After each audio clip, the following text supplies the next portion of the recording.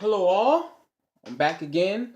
Today I'm gonna react to top 10 WWE Once You Forget About Randy Orton, which is from whatculture.com.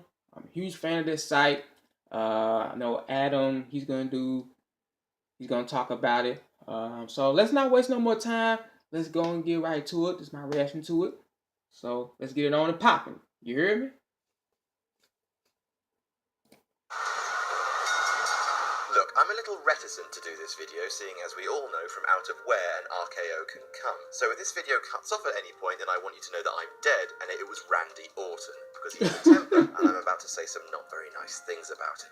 Pray for me. I'm Adam from culture.com, and here are 10 things WWE want you to forget about Randy Orton. Number 10, his shape-shifting wife. Lots of superstars are in relationships outside of the business, and even when storylines call for it, are reluctant to put them in the firing line, lest they be shoot-punched in the face by Chris Jericho. Sorry, Rebecca Michaels. Orton was married from 2007 to 2013, and during that time, his wife appeared in storyline twice. Once in 2009 when Triple H broke into Randy's house, once in 2011 during Orton's feud with CM Punk, who blew her a creepy kiss. That's true. Both times, they used an actor to play his wife. Both times, they used different actors.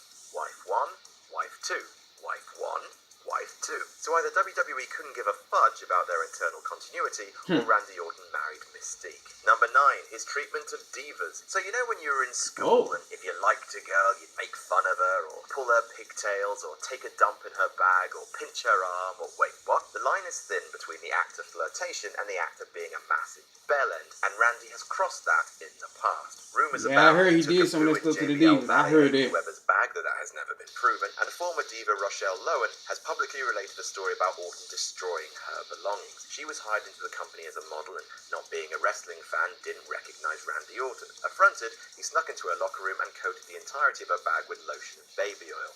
Tormenting women from out of nowhere. Messed up, man. Number 8, getting Mr. Kennedy fired. Mr.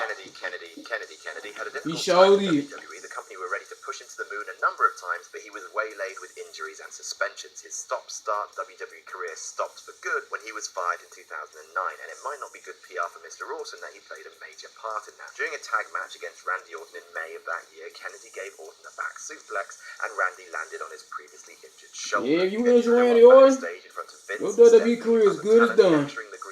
Now we'll find you another job. According to an interview with Kennedy, this was the main reason he was let go, getting his teammates fired from out of nowhere. Number 7, getting low-blowed by a fan. Now, I remember that. I sure enough remember that. At a live event in South Africa, Orton was doing his typical posturing in the corner when a member of the crowd, apparently a local wrestler called Blacksmith, looked to make a name of himself by sneaking into the ring and uppercutting Orton in the coconuts. He's taken from the ring, but not before Orton gets a kick in on the guy. But this is just really funny to watch, so let's see it again.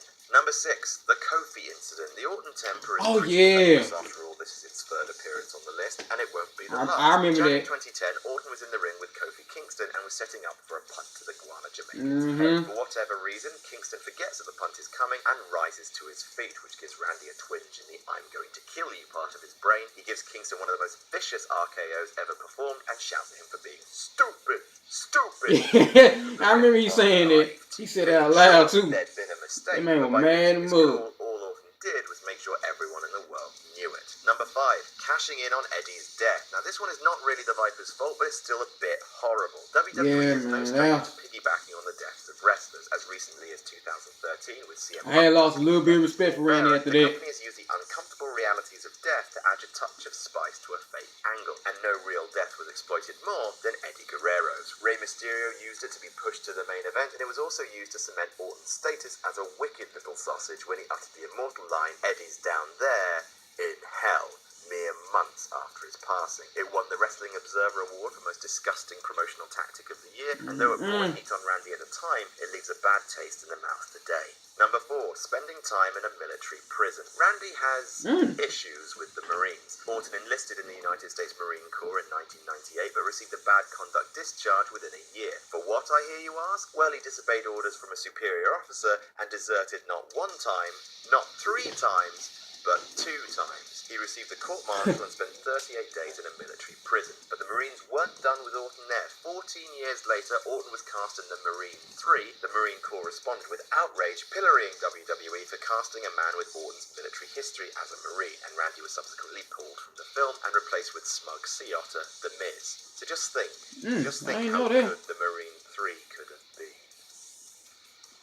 Number 3, suspension for unprofessional conduct. So you're probably thinking, why hasn't Orton's monstrous temper ever gotten him in trouble over the years? Well, shut up, idiot, because it totally did. In April 2006, Orton was suspended from the company for 2 months on a charge of unprofessional conduct. He had built up a reputation for being hard to work with, prone to flip out at people backstage, verbally abusive, and in his own words, a dick. Things came to a head when he was caught having a joint and someone ratted him out to management. Orton returned to the company, vowing to conduct himself better in the future. The very next year, he did $50,000 worth of damage to his hotel and was sent home from the tour early. So that all worked out then. Number 2 is violations of the wellness policy. The wellness policy set up by WWE is pretty simple. You get caught using or buying prohibited drugs once, you're suspended for 30 days, like Randy Orton was in the summer of 2006.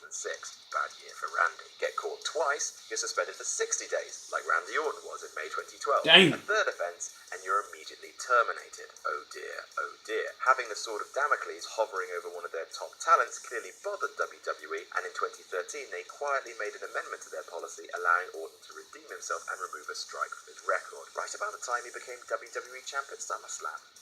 What a coincidence. Number 1, his first world title win. Randy Orton won the world heavyweight title against Chris Benoit at SummerSlam 2004. Because of the Chris Benoit incident, which has been covered in previous videos, WWE do not want you to remember this match. They may enjoy saying that Orton used his victory to become the youngest ever man to hold the world heavyweight title, but you'll never see the pinfall that made it so. And that's our list. Did we miss any out? Tell us about it in the comments, and don't forget to like, share, and subscribe. And you can even follow me on Twitter. Here, I'm Adam from WhatCulture.com, and I'll see you soon.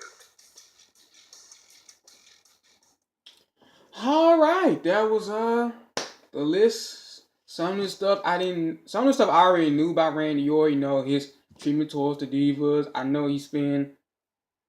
he was in the military one time, and like number 1, I knew he won the World Heavyweight Championship back in 2004, beating Chris Benoit.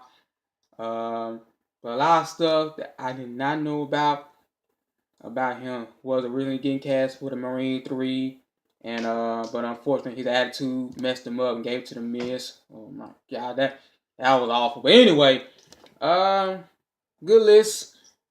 Post your comments. Don't forget to post your comments. Don't forget to like. Don't forget to share. And hit me up on social media. This is RockyC23, and I'm signing off. See you when I see you. Peace.